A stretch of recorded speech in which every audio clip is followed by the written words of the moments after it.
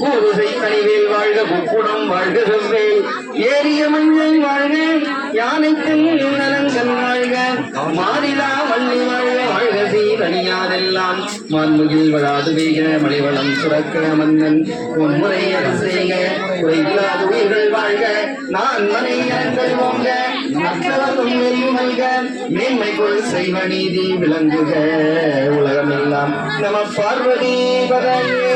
Hara Hara Mahadeva.